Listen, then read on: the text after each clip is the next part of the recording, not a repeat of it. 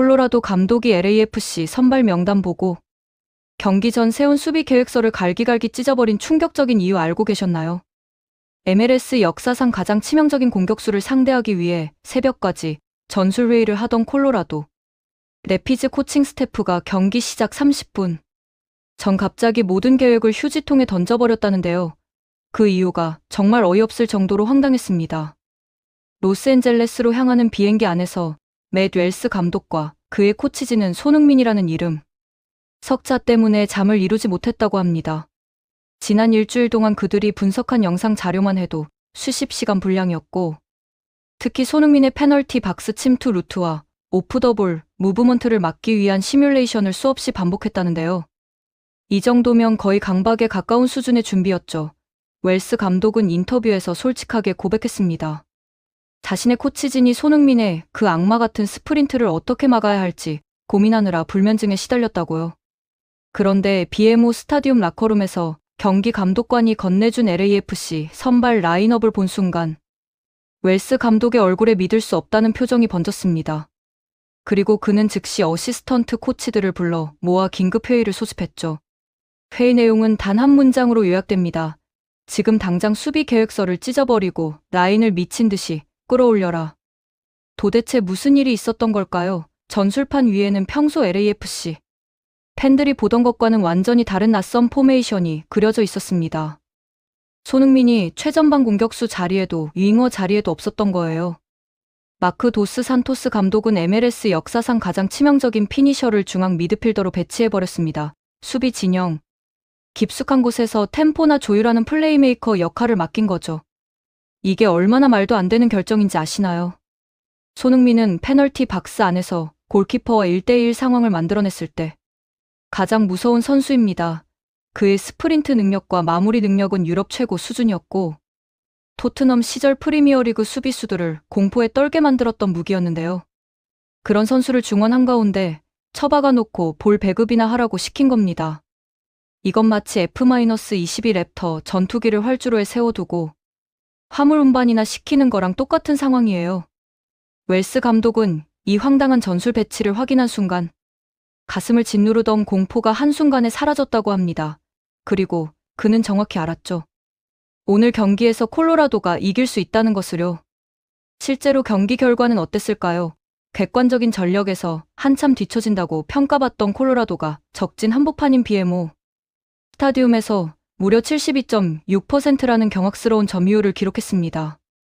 이게 얼마나 압도적인 수치인지 감이 안 오시나요? 홈팀인 LAFC가 자기 집에서 공을 30% 정도밖에 못 잡았다는 얘기입니다. 손흥민이 있는 팀이 말이죠. 더 충격적인 통계는 따로 있습니다. 전반 45분 동안 LAFC의 슈팅 횟수가 몇 개였을 것 같으세요? 10개요, 5개요? 아닙니다. 정답은 0개입니다. 단 한 번의 슈팅도 시도하지 못했어요. 유효 슈팅이 0개가 아니라 전체 슈팅 자체가 0개였다는 겁니다.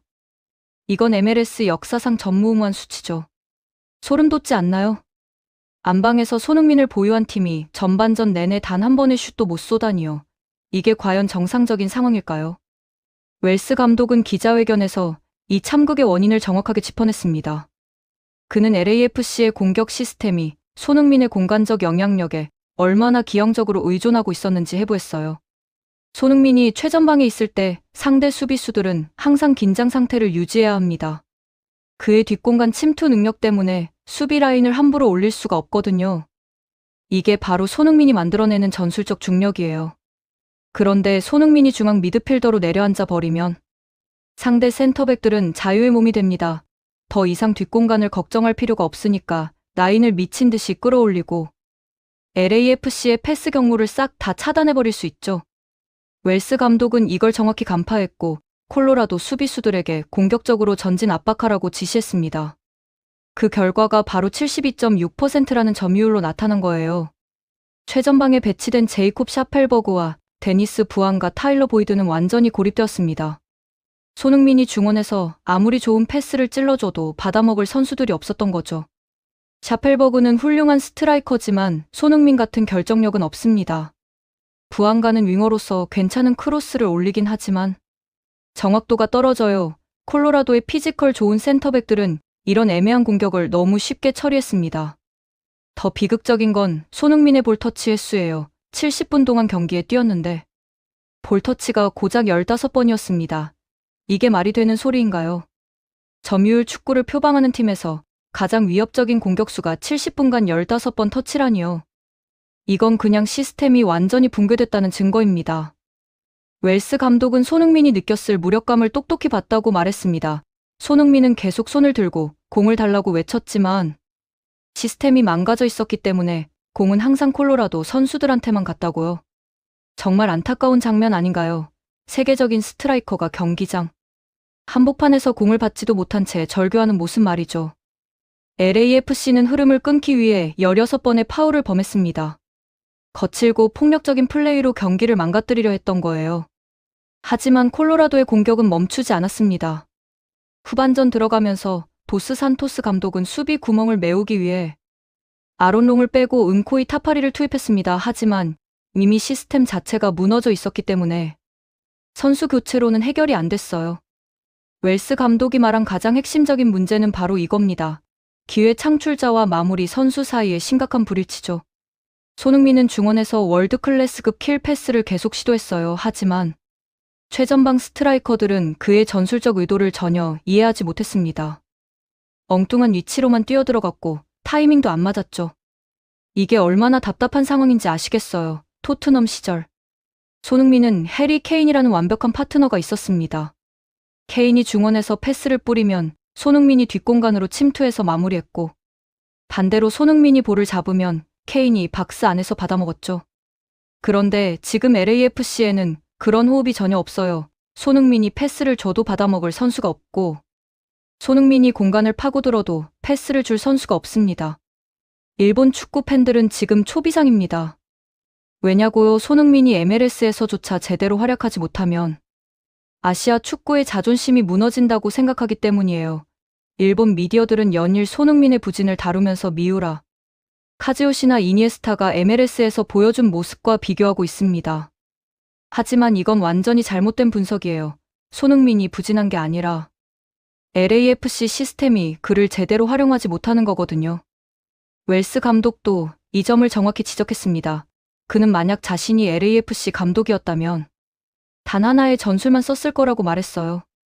무슨 수를 써서라도 페널티 박스 근처의 손흥민에게 공을 배달하는 것이라고요. 이게 바로 정답입니다. 손흥민은 골 결정력으로 먹고 사는 선수예요. 플레이메이커가 아니라 피니셔죠. 그런 선수를 중원에 처박아 놓고 창조적인 플레이를 요구하는 건 완전히 틀린 접근입니다. 토트넘에서 손흥민이 어떻게 뛰었는지 생각해보세요. 안토니오 콘테 감독 시절 손흥민은 왼쪽 윙어로 뛰면서 해리 케인과 환상의 호흡을 보여줬습니다. 공격수 2명이 시즌 합계 50골 가까이 넣었죠. 포스테코글루 감독 밑에서도 마찬가지였어요. 손흥민은 최전방에서 뛰면서 박스 안 침투와 마무리에 집중했습니다. 그게 그의 진짜 장점이거든요. 그런데 도스 산토스 감독은 왜 손흥민을 중앙 미드필더로 쓰는 걸까요? 이해할 수가 없어요. 어떤 사람들은 손흥민의 나이를 거론합니다. 32살이 된 손흥민이 예전만큼 스프린트를 못한다는 거죠. 그래서 중원에서 경험을 살려 게임을 조율하는 게 낫다고 주장해요.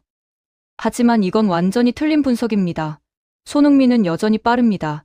MLS 수비수들보다 훨씬 빠르고 여전히 박스 안에서 결정적인 찬스를 만들어낼 능력이 있어요. 콜로라도전 이후 LAFC는 다음 경기에서 손흥민을 다시 최전방으로 올렸습니다. 그리고 결과가 어땠을까요? 손흥민이 2골 1도움을 기록하며 팀을 승리로 이끌었어요.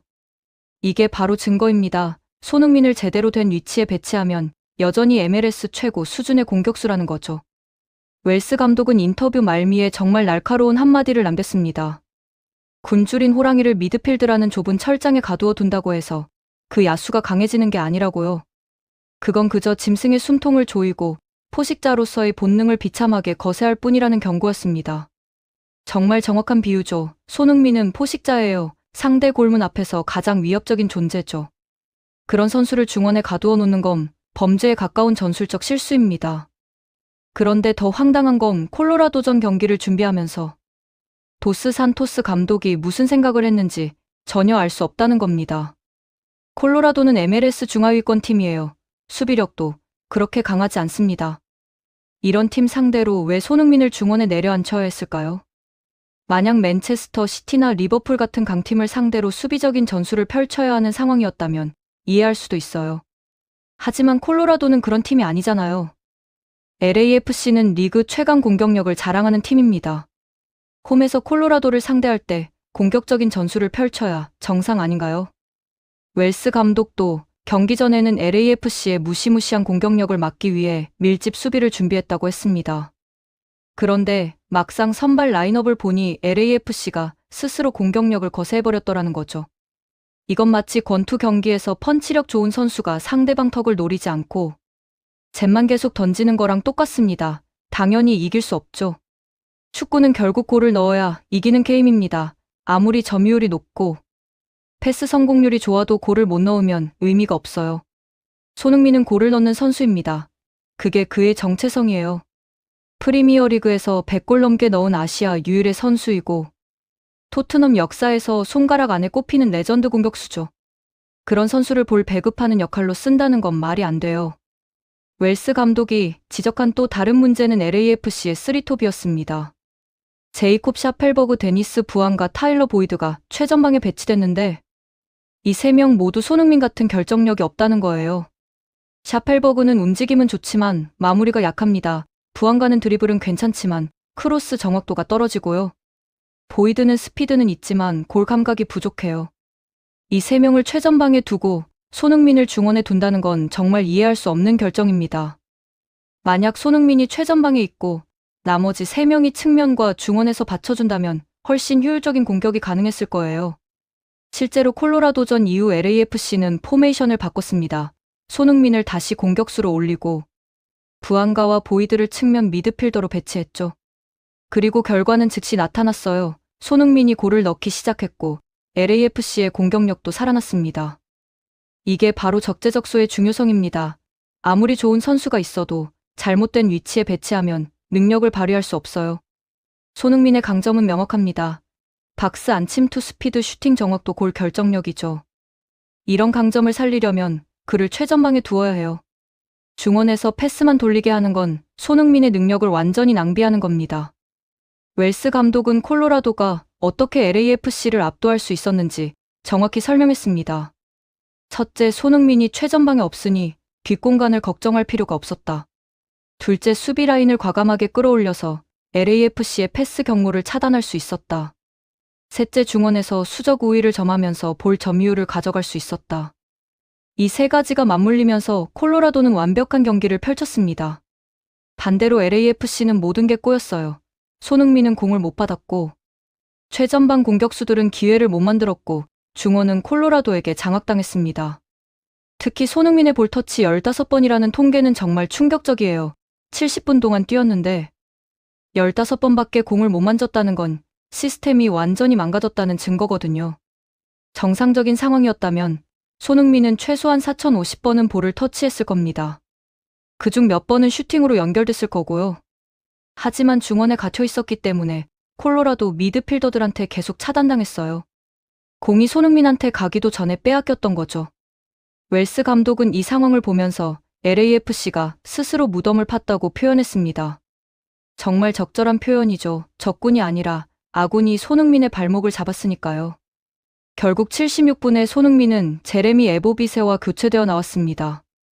고개를 숙인 채 벤치로 걸어가는 모습이 정말 안타까웠다고 해요. 손흥민 본인도 답답했을 겁니다. 자신이 뭘 잘못한 것도 아닌데 시스템 때문에 아무것도 못하고 교체되니까요. 이건 선수 개인의 문제가 아니라 완전히 감독의 전술적 실책입니다. 도스 산토스 감독은 이 경기 이후에 뭔가 깨달았는지 다음 경기부터 손흥민을 다시 공격수로 기용했어요. 그리고 손흥민은 즉시 골로 화답했습니다. 이게 바로 답이에요. 손흥민을 공격수로 쓰면 골을 넣고 중앙 미드필더로 쓰면 아무것도 못한다는 명확한 증거죠. 웰스 감독의 인터뷰는 LAFC 팬들에게도 큰 충격을 줬습니다. 상대팀 감독이 자기 팀의 전술적 문제를 이렇게 정확하게 지적하니까 반박할 여지가 없었던 거예요. 실제로 LAFC 팬 커뮤니티에서는 도스 산토스 감독을 향한 비판이 쏟아졌습니다. 손흥민을 왜 중원에 두냐, 최전방에 두고 공격하게 해야 한다는 목소리가 대다수였죠. 이건 당연한 반응이에요. 누가 봐도 손흥민은 골을 넣어야 하는 선수니까요. MLS는 프리미어리그보다 수비 수준이 낮습니다. 손흥민 같은 월드클래스 공격수라면 마음만 먹으면 시즌 30골도 가능한 리그예요. 그런데 중원에 처박아 놓으면 시즌 10골도 힘들죠. 이게 얼마나 아까운 낭비인지 아시겠어요. 손흥민의 연봉이 얼마인데요. MLS 최고 수준의 연봉을 받는 선수를 볼 배급용으로 쓴다는 건 말이 안 됩니다. LAFC 구단주 입장에서도 화가 날 수밖에 없어요. 엄청난 돈을 들여서 데려온 선수를 제대로 활용하지 못하니까요. 웰스 감독이 마지막으로 한 말이 정말 인상적이었습니다. 축구는 잔인할 정도로 실용적인 스포츠라고 했어요. 상대가 멍청한 결정을 내리면 그걸 이용해서 이기면 된다는 거죠. 하지만 같은 감독으로서 양심을 걸고 말하자면 자기가 LAFC 감독이었다면 무슨 수를 써서라도 손흥민에게 공을 배달했을 거라고 했습니다. 이게 바로 킬러를 다루는 법이에요. 손흥민 같은 골잡이는 페널티 박스 근처에 두어야 합니다. 중원에 두면 그냥 평범한 미드필더가 될 뿐이에요. 손흥민의 내면에는 괴물이 잠들어 있습니다. 상대, 골문 앞에서만 깨어나는 포식자의 본능이죠. 도스 산토스 감독은 이 괴물을 철장에 가두어 버렸어요. 그 결과가 바로 전반 45분 슈팅 연계라는 참극입니다. 이 경기 이후 LAFC는 확실히 변했습니다. 손흥민을 다시 공격수로 기용했고 팀 성적도 좋아졌어요. 하지만 콜로라도전에서 낭비한 승점은 돌아오지 않습니다. 시즌 막판에 플레이오프 진출을 놓고 경쟁할 때 이 승점이 결정적인 차이를 만들 수도 있어요. 웰스 감독의 인터뷰는 단순한 승자의 자랑이 아니었습니다. 축구 전술에 대한 정확한 이해와 분석이 담긴 명강이었죠. 그는 손흥민이라는 선수를 완벽하게 이해하고 있었어요. 어떤 위치에서 어떻게 써야 하는지 정확히 알고 있었습니다. 오히려 LAFC 감독보다 손흥민을 더 잘 아는 것 같았어요. 이게 프로 감독의 차이입니다. 상대팀 에이스를 분석하고 그 선수의 강점과 약점을 꿰뚫고 있는 거죠. 웰스 감독은 손흥민의 강점이 뭔지 정확히 알았기 때문에 LAFC가 그 강점을 봉인해버린 걸 보고 즉시 전술을 바꿀 수 있었습니다. 그리고 그 판단은 완벽하게 들어맞았어요. 콜로라도는 안방에서 LAFC를 완전히 압도했습니다. 만약 골키퍼 위고 요리스가 신들린 선방 3번을 보여주지 않았다면 콜로라도가 3회 0으로 이겼을 거라고 웰스 감독은 말했어요. 이것도 사실입니다. 경기를 본 사람들은 다 알아요. 콜로라도가 결정적인 찬스를 몇 번이나 만들었는데 요리스가 다 막았거든요. 0회 0 무승부로 끝났지만 실질적인 승자는 콜로라도였습니다. LAFC 팬들은 이 경기를 보면서 정말 답답했을 겁니다. 우리 팀에 손흥민이 있는데 왜 이렇게 못하지 하면서요. 하지만 이건 손흥민 탓이 아니에요. 시스템 탓이죠. 손흥민을 제대로 활용하기만 하면 LAFC는 MLS 우승도 가능한 팀입니다. 하지만 잘못된 전술을 고집하면 플레이오프도 못 갈 수 있어요. 다행히 도스 산토스 감독은 콜로라도전 이후에 정신을 차린 것 같습니다. 손흥민을 다시 공격수로 쓰기 시작했고 팀도 승승장구하고 있어요. 하지만 웬만하면 처음부터 제대로 하는 게 좋지 않았을까요? 굳이 콜로라도한테 망신당하고 나서야 깨달았다는 게 아쉽습니다. 웰스 감독은 LAFC에게 경고의 메시지를 던졌어요. 시즌이 돌이킬 수 없이 망가지기 전에 시스템을 고치라고요. 정말 좋은 조언이죠. 비록 적군이지만 같은 감독으로서 해준 충고였습니다. 손흥민은 여전히 MLS 최고의 공격수입니다. 나이가 들었다고 해도 이 리그에서는 압도적이에요. 중요한 건 그를 어떻게 쓰느냐입니다. 최전방에 두고 골을 넣게 하면 시즌 30골도 가능하지만 중원에 처박아 놓으면 시즌 5골도 어렵습니다. 선택은 감독의 몫이에요. LAFC가 올 시즌 우승하려면 손흥민을 제대로 써야 합니다. 플레이오프에서 만나는 팀들도 다 강팀이에요. 그런 팀들을 상대로 이기려면 손흥민의 골 결정력이 필수입니다. 웰스 감독의 인터뷰는 많은 걸 생각하게 만듭니다. 축구에서 전술이 얼마나 중요한지 좋은 선수도 잘못 쓰면 능력 발휘를 못한다는 걸 보여주는 케이스였어요. 손흥민 같은 월드클래스 선수도 시스템이 안 받쳐주면 평범해질 수 있다는 교훈이죠. 반대로 말하면 시스템만 제대로 갖춰지면 손흥민은 여전히 무시무시한 공격수라는 의미이기도 합니다. LAFC 팬들은 이제 안심해도 될 것 같아요. 감독이 정신 차렸으니까요. 손흥민이 다시 골을 넣기 시작했고 팀 분위기도 좋아졌습니다. 하지만 콜로라도전의 악몽은 잊지 말아야 해요. 언제든 다시 그런 멍청한 전술을 쓸 수 있으니까요. 감독은 항상 선수의 강점을 최대한 살려야 합니다. 손흥민의 강점은 골입니다. 그걸 잊으면 안 돼요. 웰스 감독이 마지막으로 한 비유가 정말 명언입니다. 굶주린 호랑이를 철장에 가두면 강해지는 게 아니라 그냥 숨통만 조여진다는 말이요. 손흥민은 야생의 포식자예요. 골문 앞에 풀어놔야 합니다. 철장에 가두면 안 돼요. 재밌게 보셨다면 구독과 좋아요, 알림 설정 부탁드립니다.